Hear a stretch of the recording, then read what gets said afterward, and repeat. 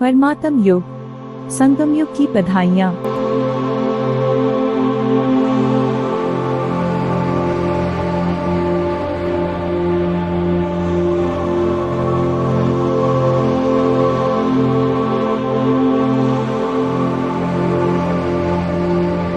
हमको ऐसा बनाने वाले परमपिता परमात्मा शिव पिता का दिल की गहराइयों से शुक्रिया। वाह हमारे बाबा वाह।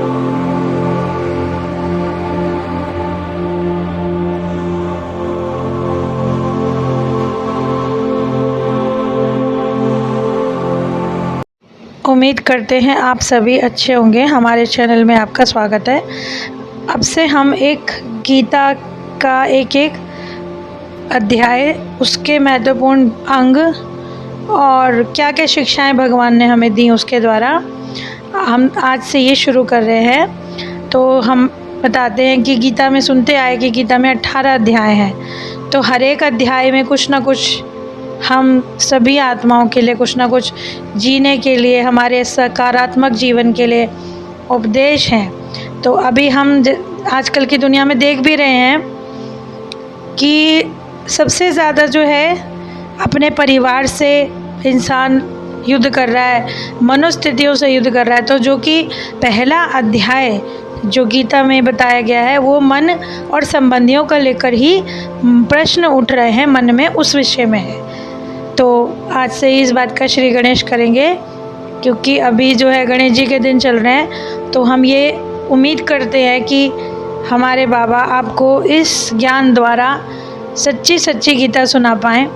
तो गीता का पाठ क्यों करना चाहिए? क्योंकि इससे हमारा ही आत्मबल बढ़ेगा, हमारा ही शुद्धिकरण होगा और हमको मनोबल हमारा जो है बढ़ेगा आगे। हम जो जीवन में इतना संबंधों में, परिस्थितियों में उलझ कर दुखी हो गए हैं, तो उसमें हम अपने आप को ऐसा महसूस करते हैं जैसे हम फंस गए। कुरुक्षेत्र में हम बैठे हुए हैं और अर्जुन समान हर एक आत्मा की स्थिति है। तब भगवान उसके मनोस्थिति को देखकर उपदेश देते हैं कि अपने मैदान में उपस्थित बंधुओं और संबंधियों को देखकर अपने मन में सवाल ना उठाओ, अपने मन को दुखी ना करो, क्योंकि ये जो भी आप देख रहे हो दुनिया में ये सब नश्वर है। चाहे संबंध हो, चाहे किसी के पास धन हो, कुछ भी हो, आज है कल नहीं है, कोई इस बात का भरोसा नहीं। इसीलिए हमेशा बाबा ने क्या सिखाया? निर्मोही बनो। ऐसा नहीं कि आप किसी को मरते देख के निर्मोही बन जाओ।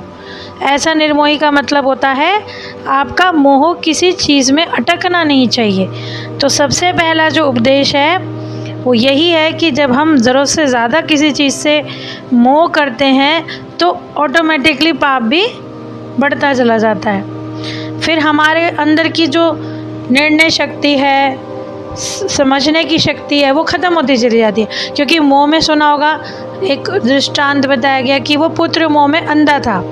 धृतराष्ट्र के लिए बताया जाता है कि वो पुत्र मोह में अंधे थे। उन्हें ये भी नहीं दिख रहा था कि उनका बच्चा, उनका पुत्र क्या कर रहा है। तो मोह सगे संबंधियों के प्रति या धन के प्रति या किसी पद के प्रति भी नहीं होना चाहिए। तो भगवान ने हमें सबसे पहली शिक्षा गीता में यही दी है कि अपने अंदर किसी भी तरह का मोह ना रखें। ऐसे आता तो वैसे काम विकार पहले है, लेकिन दुनिया में रहने के लिए मैंने देखा है, हम ही सभी ने देखा है कि अब हमारे मोह के कारण हमारी जो जड़ें हैं, हम आत्माओं का वो जो है कमज़ोर होता जा रहा है, शक्ति जो है ख़त्म होती जा रही है। तो हमें मोह नहीं रखना है, कर्म ज़रूर करने हैं। ऐसा भी नहीं कहा भगवान ने कि सिर्फ तुम मुझे याद करते रहो, काम तुम्हारा मैं करूँगा। नहीं, कर्म करते हुए भगवान की याद में रहकर हमें कर्म करने हैं। हम शुरू से ही बताते आ रहे हैं कि कभी भी भगवान ने हमें अकर्मण्य बनने को नहीं कहा, बल्कि भगवान ने हमेशा ये सिखाया कि भगवान कहते हैं तुम्हारे अंदर कभी भी नपुंसकता नहीं आनी चाहिए। इसका मतलब ये नहीं कि हम किसी पर गुस्सा दिखाएं, हो मतलब हम ऐसे हो के ना बैठ जाएं कि अरे सब कुछ तो प्री प्लान्ड है, क्या करना है, जो हमें मिलना होगा वो तो मिल ही जाएगा। बाबा ने कहा पुरुषार्थ, बाबा ने हमेशा बोला है पुरुषार्थ बहुत ज़रूरी है। और आज की जो वर्तमान स्थिति है, हर एक इंसान भिक्षा मांग के खाना भी मंजूर करता है, उसको कर्म युद्ध में भाग लेने का मन नहीं है। वो कर्म नहीं करना चाहता, ना अपने आसपास के लोगों की मदद, ना अपने लिए मदद। वो खाना चाहता है लेकिन बैठ के खाना चाहता है। उसके लिए फिर वो एक रास्ता चुनता है धर्म का। आध्यात्मिक गुरु बन के बैठ जाओ, आराम से आएंगे लोग, अपने आप चढ़ावा चढ़ाएंगे। आप बस उन्हें 2-4 बातें सुना दो भगवान के नाम की, आपको लगेगा कि भाई हमारा काम हो गया। पर भगवान ने ऐसा कभी नहीं सिखाया। हमने उनकी शिक्षाओं को पूरी तरह समझा नहीं है। तो कर्म करते हुए योग में रहना है, यानी कर्म योगी। आगे बात कर लेते हैं चिंताओं की, तनाव की। इतना ज़्यादा इस समय दुख है पूरे संसार में, ऐसा लगता है जैसे अभी हमारे खिलाफ सेना खड़ी हुई है। कुशलतापूर्वक हमसे युद्ध करने के लिए हर कोई तैयार है। तो ऐसे में भगवान की क्या शिक्षा हमारे काम आती है? जो हम आज युद्ध का मैदान देख रहे हैं वो कहीं ना कहीं या तो हमारा ही संगठित करा हुआ है, और यदि हमारा करा हुआ नहीं है तो फिर हमें भयभीत होने की आवश्यकता नहीं है। भयभीत वही होता है जिसने कुछ बुरे कर्म किए होते हैं। सांच को आँच नहीं होती। मतलब हमारे कहने का मतलब है कि यदि हम सच्चे हैं तो हमें किसी भी तरह की अग्नि में बैठने से डरना नहीं है। हमें किसी भी कसौटी पे उतरने से डर नहीं लगना चाहिए, क्योंकि कर्म तो करने ही है। अब ये भगवान जाने आपने क्या कर्म किए हैं, लेकिन ये कभी वेस्ट ना करें अपनी ऊर्जा सोच के कि ये भविष्य में क्या कर्म होगा, आगे क्या होगा।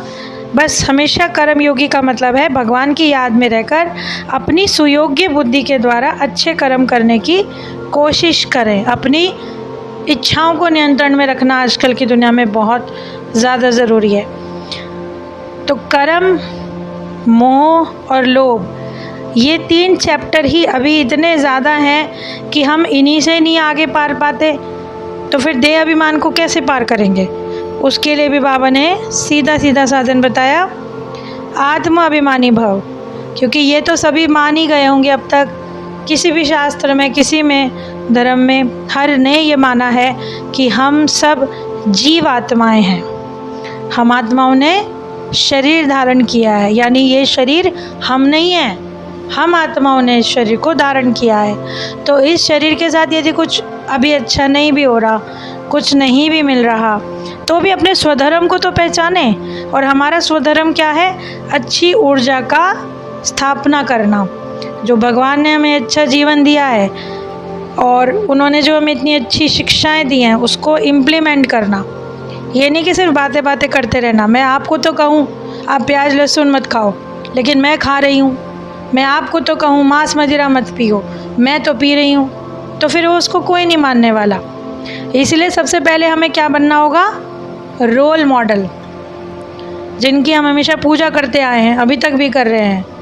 कितने हज़ारों वर्ष हो गए हमें पूजा करते हुए, परंतु क्या किसी ने भी ये सोचा कि हम ऐसे बन सकते हैं? तो हम गीता के हर एक पाठ द्वारा बाबा की शिक्षाओं का इसी तरह से अवलोकन और मनन चिंतन करके अपने भविष्य को उज्जवल बनाने की कोशिश करते रहेंगे।